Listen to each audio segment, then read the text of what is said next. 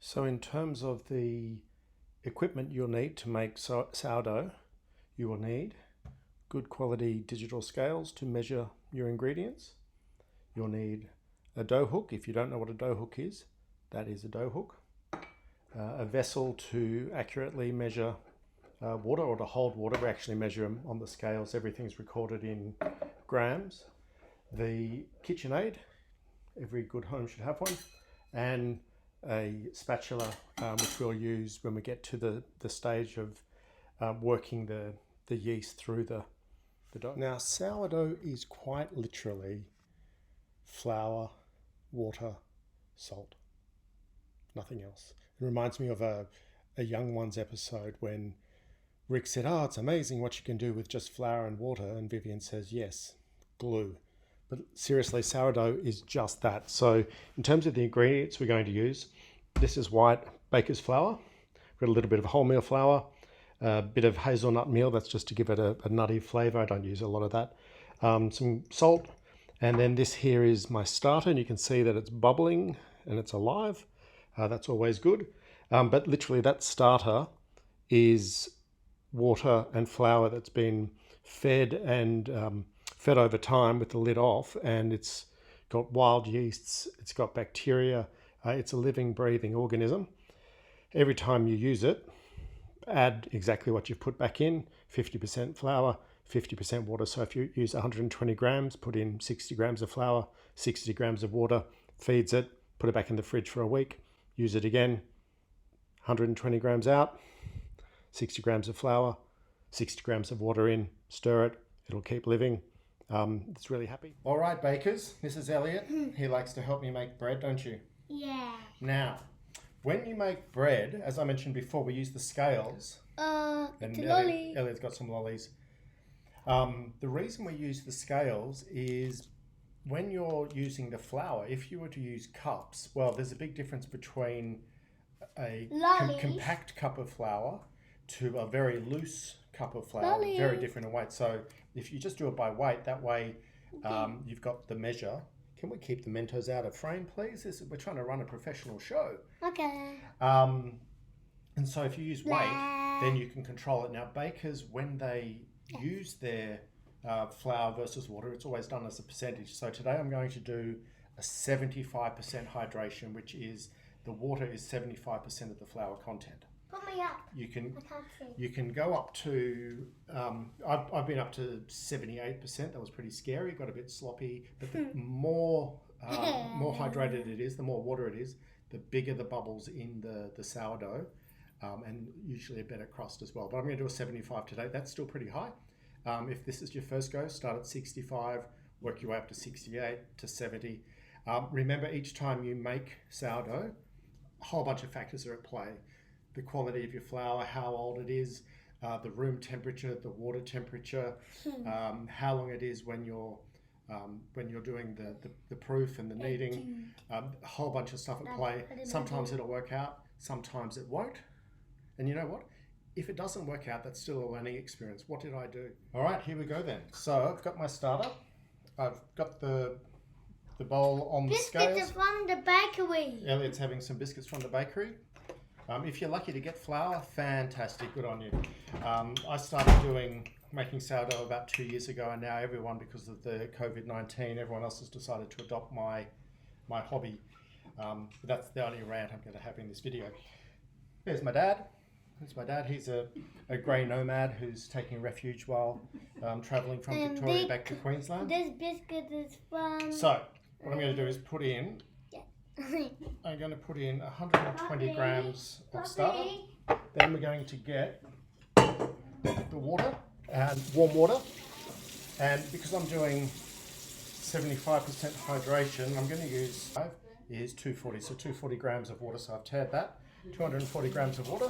And then salt. This is the pink Murray River salt. Put in about 10 grams of that. But plop that into the bowl, give it a bit of a stir. Next, the flour. I didn't mention this before. Another tool you'll need is a bowl, both during the weighing stage now and later when we're doing the resting and the proving. So what I'm going to do with this one is with 320, I'm going to put in just 20 grams of this hazelnut meal, 50 grams of the wholemeal, just keeps everyone regular. There's no real rule. You want the bulk of it to be baked flour. It's got heaps of gluten in it. If you're gluten intolerant, this video is not for you. And then we're going to go up to 320. Get your flour, throw it in, pop it on, dough hook on. And now, seriously, 20 minutes. You don't want to be listening to this for 20 minutes, so we'll be right back. Now, one error that a number of errors I made when I was first making the dough is I'm about halfway through the mixing process, so about 7 or so minutes in. It's still very, very moist. It doesn't look like dough yet. At this stage in the past, when I was first doing it, I thought, oh, that looks way too wet. Let me add some more. The thing is, dough is greedy. It can keep taking more flour, more flour, more flour, and more flour. The more you put in, the harder, denser it's going to be. And you don't want that. You want a light, fluffy dough. So keep that hydration measure. If it's 65 or 70 or 75, 80. Keep it there. Don't be tempted. I know you will be tempted because I always am.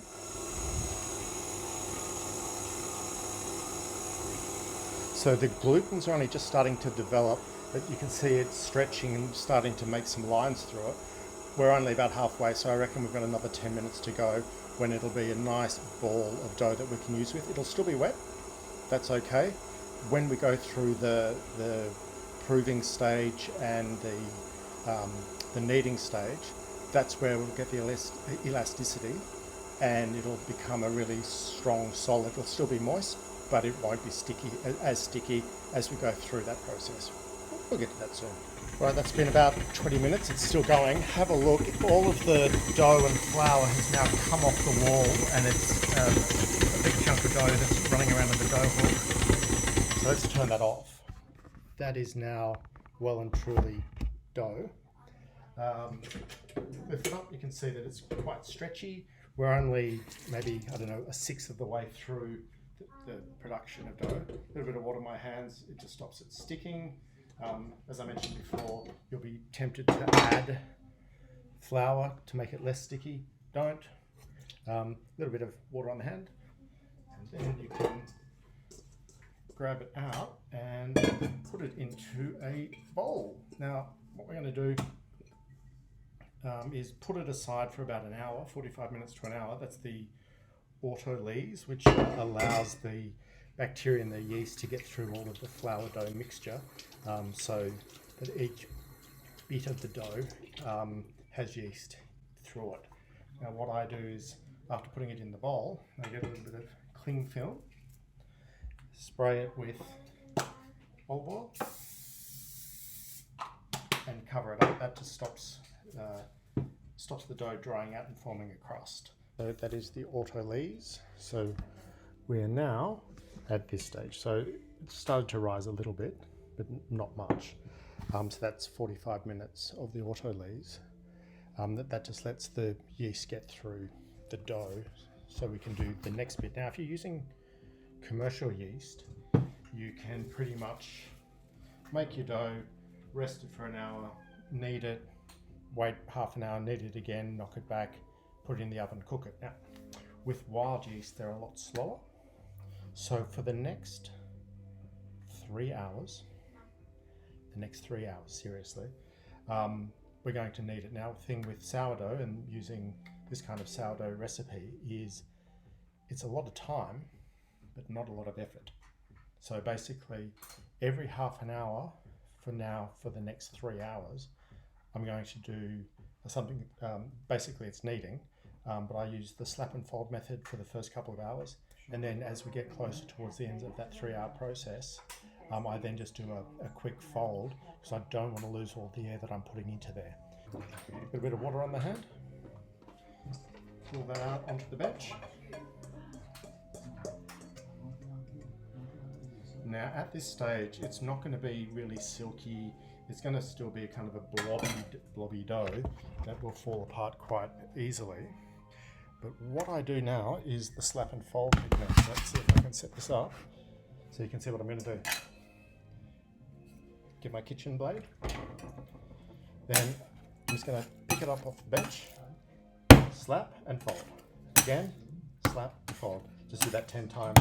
3, 4, 5, 6, 7, 8, 9, and that is 10.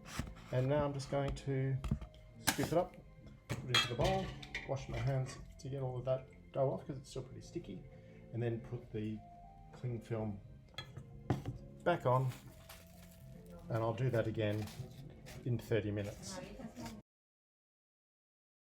Slap and fold. 1, 2, 3, 4, 5, 6, 7, 8, 9, and 10.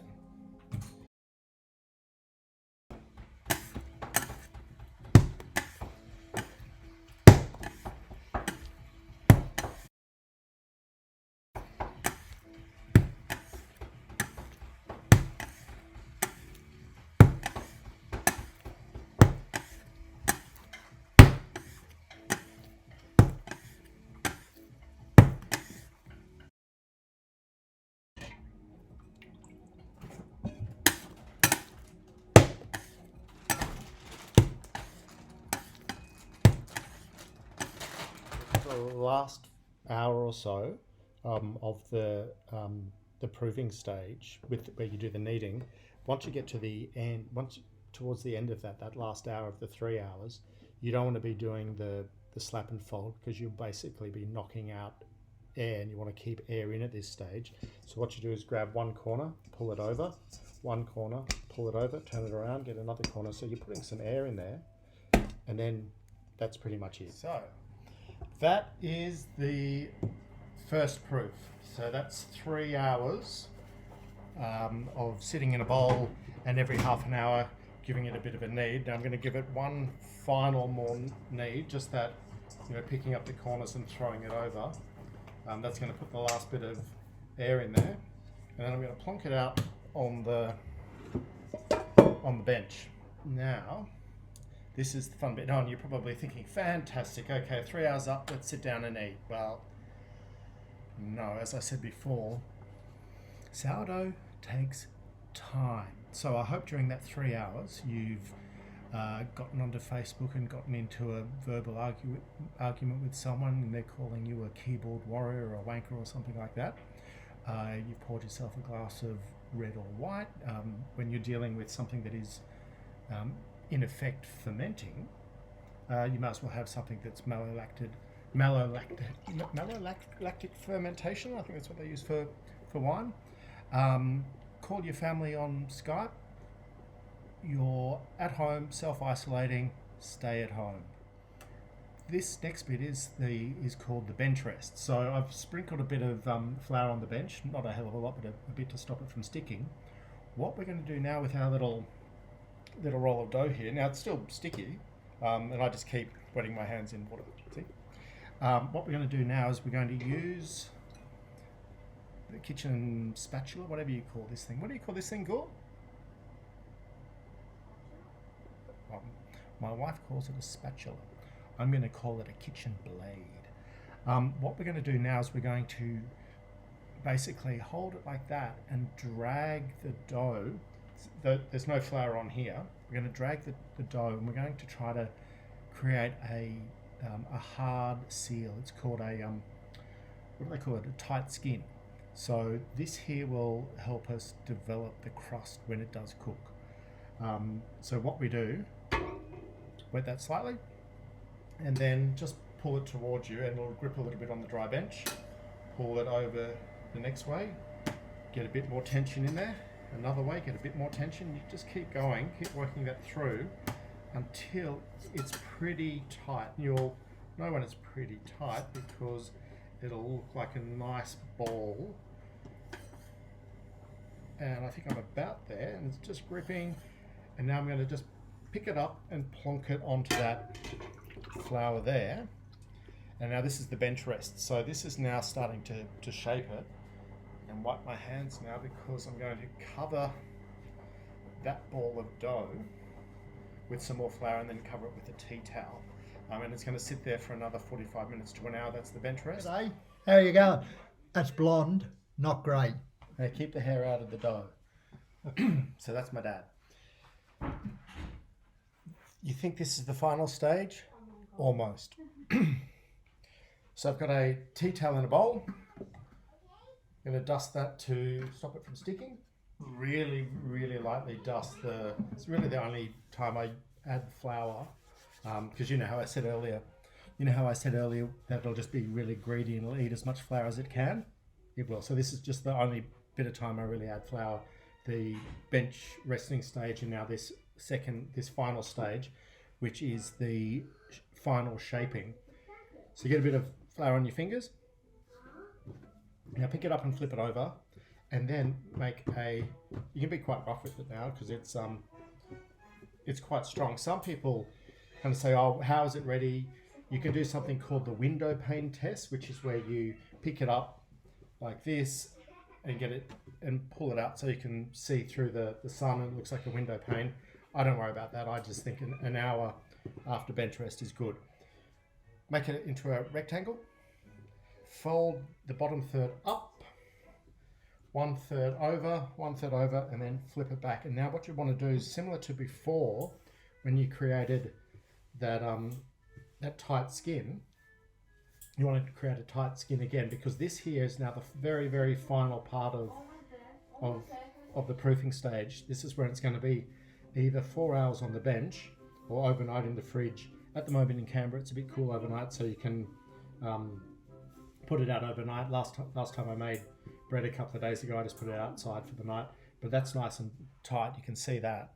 That's a good skin. What that's going to do is make a beautiful crust, and it's going to keep the gas inside, which will give you beautiful bubbles. Pop it into the floured tea towel. Cover it up. Either 4 hours on the bench here or overnight in the fridge. All right, bakers, we're almost there. Good morning. One thing I didn't say yesterday was during the auto lees and the first proving stage, you want that to happen quite quickly. So the warmer the room, the better. However, the final proving, which we did overnight, you can do either on the bench or in the fridge or outside if it's cool. You want that slow because that makes the sourness in the dough come through. Now last night this was sitting out on the balcony here and it was pretty cool, and then just as I hopped into bed a massive storm came through and it got a little bit wet, so I pulled it out. I don't have any room in the fridge because I'm hoarding. No, just kidding. And so we're now at the final stage. I've preheated the oven, 220 conventional, not fan forced, and put a tray of boiling water in the bottom to get it nice and steamy.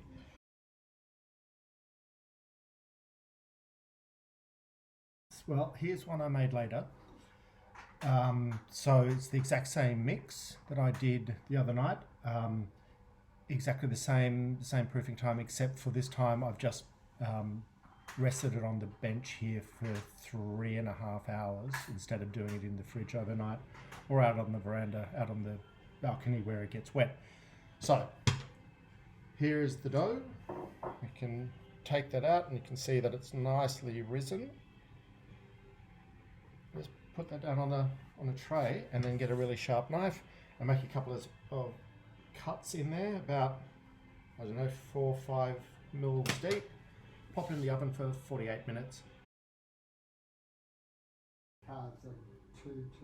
And after 48 minutes in the oven, we have bread.